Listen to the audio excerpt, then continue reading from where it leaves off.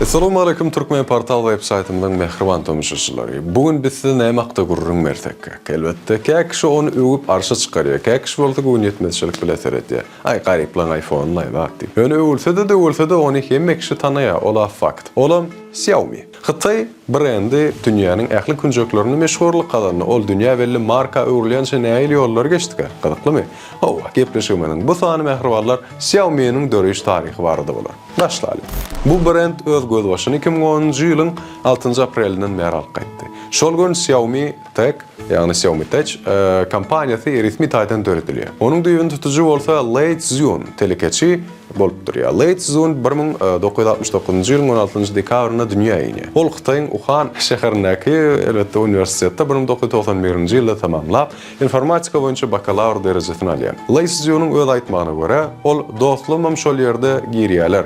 Menem şol ýerde okaýjak diýip özi şol saýda şeýlere görnüş edipdir. Garady Lei Zhiyunda okaýan hünärine ütküş bir höwes ýok. Ýöne bir gün ol eline bir kitap düşýär, ýani kitap alyp okaýar. Ol kitap jülgedäki ýangyn şahsy kompýuteryň taryhy diýilip adlandyrylýan eken. Kitapda kompýuterlaryň esasan Apple bilen Microsoft'un döreş hakkında gurrun berli. Ene, şol kitabam Lei Zhiyunna tehnologiýalary bolan höwesini, motivasiýasyny oýarýar. Ýokary okun tamamlanandan bir ýyl soň, ýani 1992-nji ýylda telekeçi Kingsoft Corporation Limited kompaniýasyna işe girýär. Lei Zhiyun bu kompaniýada durly ýokary wezifelerde işleýär. 2010-njy ýylyň 6-njy aprelinde ol öz 7 eginleşi bilen täze kompaniýany açýar.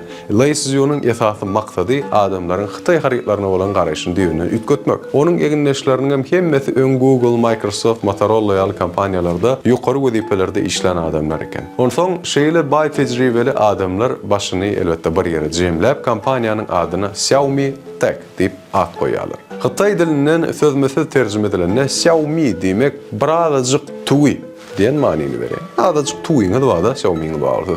Kompaniýany döredilер onu bir zatdan başlap eger ul derejeye ýetip bolýarlaryny suwd etmekçi bolupdyrlar diýip saklaýarlar şu ady goýmak bilen. Eýsem Mi logotipi näme anladýar. Ol mobile internet diyen sözünün her sözün baş harfi.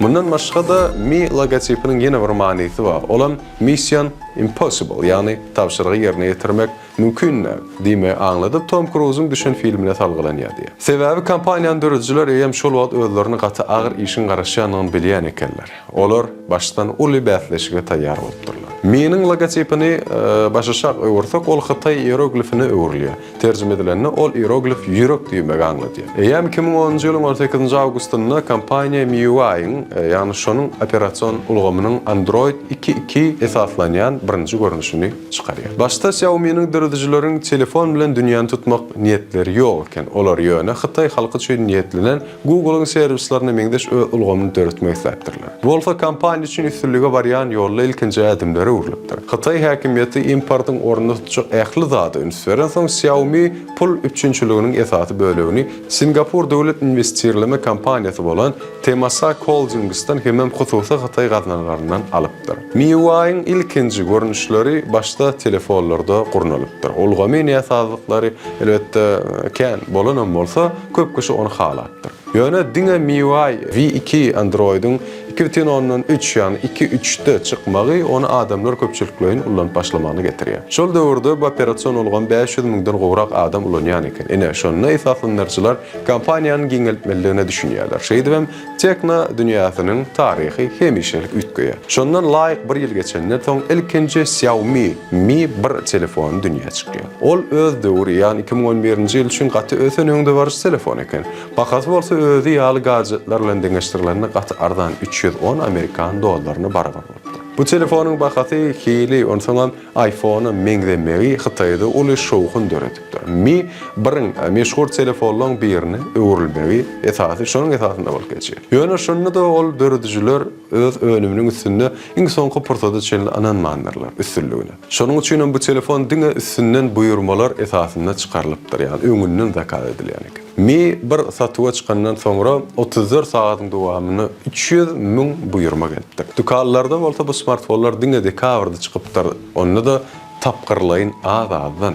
Birinci hakykatdan hem halkın telefonu Xiaomi Mi 2 bolupdyr.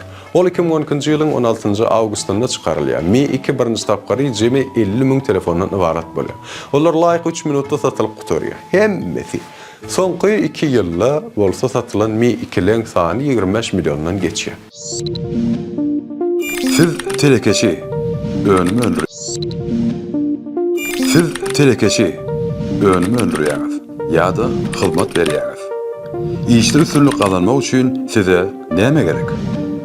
Elbette mahabat. Ol sizin brandinizin tanınmağına kömek eder. Mahabatlar dürlü bolýar. Onun için en neticeli bolsa sosyal torlarda koyulan mahabatlar. Dünyanın istenip günçegine adamlar internetin üstü bilen sizin mahabatınızı görüp bilerler. Türkmen portalam size şeyle neticeli mahabat hizmetlerini ödürleýär. Siz bu saytın en meşhur ýepleşlerini öz mahabatınızı yerleştirip bilersiniz. İsleýän suratyňyz, isleýän ýazyňyz, habarlaşmak üçin maglumatlar, hemmesi isleýän ýepleşiňize goýular.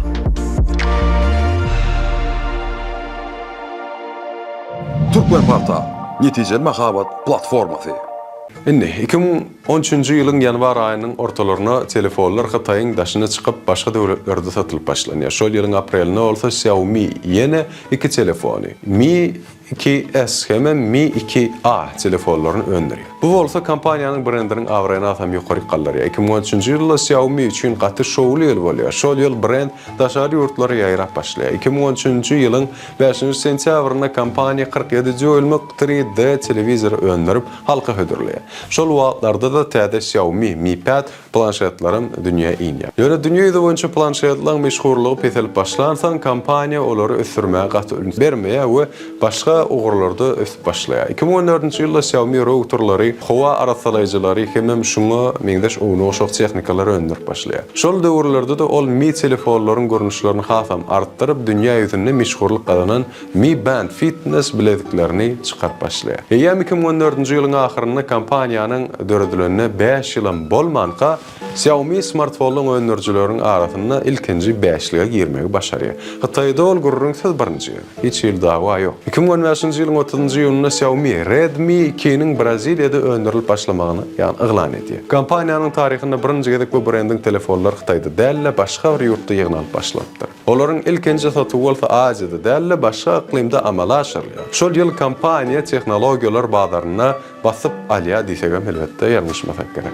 Kompaniýanyň ilkinji budjet telewizor peýda bolýar. Mi TV 2 dil wagtlandyrylýan bu telewizordan başga da Xiaomi gamepadlar, timsiz kolonkalar ýaly bir näçe sanly sajyk, ýani kiçik technikalar öndürilýär. 2016-njy ýylda Xiaomi'niň birinji notebooklary peýda bolýar. Xiaomi Mi Notebook Air diýip adlandyrylýan bu notebooklar daşkeş we Apple'ň notebooklaryna gaty meňdeş etip çykarylýar. Diňe ýanyp duran gädikden alma ýok elbetde diýmesen, ýanyp duranjy gädile alma ýok diýmesen, galan zatlar bu brendiň iki saýyna meňdek gidýär. Ýöne bu meňdeşlik Xiaomi'niň awraýdan gaçyrman hasam bir meşhur idi. 2021-nji ýylda Lei Xizun ilkinji Mi telefonlaryna satyn alan adamlaryň hemmesini şol telefon üçin çykaran pullaryny ýerine gaýtaryp berjekdigini eglan edýär. Bu siziň entek näwerli kompaniýa anam edeniňiz üçin minnetdarlygymyz diýip aýdypdyr. Diýip ol şeýlere görnüşde düşündirýär. Bu aksiýa 184.000-dan gowrak alyjy goşulýar. We kompaniýa şonşo adamyň telefon üçin çykaran puluny ýerine gaýtaryp berýär. Onuň öz telefonlarynyň puluny gaýtaryp eden çykdaýjylary 57 milyon Amerikan dollary diň diýär. Gelin Xiaomi kompaniýasynyň dürli ýyllarda näçe telefon satanlygyny anyklaýar. 2011-nji ýyl 270.000 telefon, 2012-nji ýyl 7,119 milyon, 2013-nji ýyl 18 milyon, 2014-nji ýyl 61 milyon, 2016-njy ýyl 55,5 milyon, 2019-njy ýyl 124 milyondan gowrak. Indi 2024-nji ýyl bolsa 168,6 milyon. Elbette şunun ýaly maglumatlar. Ene şu allar Xiaomi kompaniýasynyň ýyl ýylyň ötüşini görkezýär. 2024-nji ýylda dünýä ýüzünde satylan smartfonlar boýunça Xiaomi 3-nji ýeri eýledi. 2-nji ýerde Apple, 1-nji ýerde bolsa Samsung hiç kime bermän elbetde dowam edip gelýär. 2024-nji ýylyň martynda bolsa Xiaomi öz ilkinji elektromobilini satyga çykarýarlygyny eglan etdi. Bu elektromobillar SU, ýani SU7 diýilip adlandyrylýar. SU bu Speed Ultra sözleriniň baş harflary bolup durýar. Kompaniýanyň satygy eglan edilenden, ýani ilkinji 4 minutda elektromobillere 10 000dan gowrak buyurma geldi. 27 minutda buyurmalar sany 50 000 ýetdi. Avtologlaryň satylýan ýerlerini bolsa uzun novatlar elbetde durýar. Indi häzirki wagtda Xiaomi'nin önümleri 100den gowrak döwletde satylýar. Kompaniýa öz aljylaryna akylly öý üçin 40dan gowrak dürli önümleri we technikalar dirler. 2014-nji ýylda Xiaomi kompaniýasynyň bahasy 45 milliard dollar diýilip bahalandyrılan eken. 2025-nji ýylyň martynda bolsa onuň bahasy 158 milliard dollardan hem geçýär. Xiaomi'nin üstünlüğünün sırrı näme? Bu sowala kompaniýanyň şygary bilen jogap bersek bolarmy diýen elbetde. Ol şygarym hemme zat müşteriler üçin. Xiaomi'nin işgärleriniň ruhsatnamalaryny şeýle ýazgy bar. Xiaomi'nin barlygynyň sebäbi onuň müştaklary. Hakykatdan hem kompaniýanyň webal müştaklary bar. Meňem tanışlama awvel. Olar öz söýgüli brendine hemme başlangyçlary höwes bilen goldaýarlar. Özleri internet giňişlerini ýürütip forumlar gurnap, kompaniýa hem onuň önümleri bilen degişli islenik sowallary jogap berýärler. Xiaomi bir täzelik çykarýsa şo wada alýar dep satyn alýarlar. Hatda iPhone bereýin diýsem, ýok, iPhone oňýarlar zat diýip meň bilen dawalaşýarlar. Kompaniýanyň üstünlüğiniň sirri onuň biznes modelini gurnaýşyna diýen jogap bersek bolar. Ýene bir zat güýçli adamlar jemledi, şoň esasynda da netije gurdy. Xiaomi tehnikasy öz bahasyna gatty goly ardan bahadan satýar. Ene marketing. Munyň hem sebäbi kompaniýa öz haritlaryny esasen internetden satýar. Olar tapqyr önderýär. Bulardan başga da Xiaomi telefon satyp alýan pulundan aqçam goşunyny satýan dukanynyň üstü bilen has köp pul gazanýar. Düşündirip bildimmi? Ýani Xiaomi müşterilerini iň uly nisberýän kompaniýalaryň biri bolup durýar. Ol halk bilen hemişe ara gatnaşykda. Adamlaryň pikirini, näme isleýänligini, iň webal aljylaryna dürli ýeňillikler we bonuslar ködürleýär. Ýygydarly gollak hem ýygydarly täzelenmeler. Elbette abnabilenýär. Mi telefonuny ulanýanlar hemmesi telefon täze bolsun, köne bolsun tapaw diýip onuň içini arkaýyn täzelep bilýär. Xiaomi dillen dile geçip meşhurlyk gazanan kompaniýa. Mahawat üçin millionlap pul çykarmak näme? Ine Xiaomi şol reklama üretýär. Öz çykdaýçylaryny aýany üçin hem bu brendin önümlerinin bahasam şeýle halka elýeter derejede galy. Gelin indi bolsa Xiaomi'nin Guinness rekord kitabyna giren rekordlar bilen tanışdyk. Olarym bar. 2015-nji ýyly kompaniýa 12 sagatyň içinde 2,4 milyon smartfon satmagy başarýar. 2018-nji ýylda Xiaomi'nin Hindistandaky bölümi Mi logotipli äpet çyraly mozaika ýasaýar. 2019-njy ýylyň ahyrynda kompaniýa Redmi Note 8 telefonlary 3 aýda 10 milyonda satýar. 2018-nji ýylda Xiaomi Xitayň söwda merkezleriniň birine ýürüti animasiýadan edilen arçany goýýar. Arça 1005 tany Mi telefonundan ibaret. 1005. 2019-njy ýylda New Yorkdaky brendiniň haritlarynyň gaplaryny bir wada açmak şäherine geçirýär. Oňa jemi 703 adam gatnaşýar. Ene mehriban topaşyçylar. Mehriban Xiaomi'nin şu brendin müştaklary siz barada elbette we siziň önümlüňiz barada aýtmaslar amas şulardan ibaret. Ýene nämeler bilesiňiz gelýär. Başdan öz kommentariýalaryňyzda beýan etseňiz okman görürsiniz we şolary siziň üçin ýerine ýetirer. Bilesiň gelýärmi siz islenlik kod Türkmen portalynyň islenlik platformasyna we belet film we belet wizetde tomuş edip tapyp bilersiňiz. Şonuň üçin hem gepleşigimizde şu günlükçe siziň bilen hoşlaşýar ýene günlerde diýdarlaşýança hoşda bolun mehribanlar we elbette özüňize goýjak edin.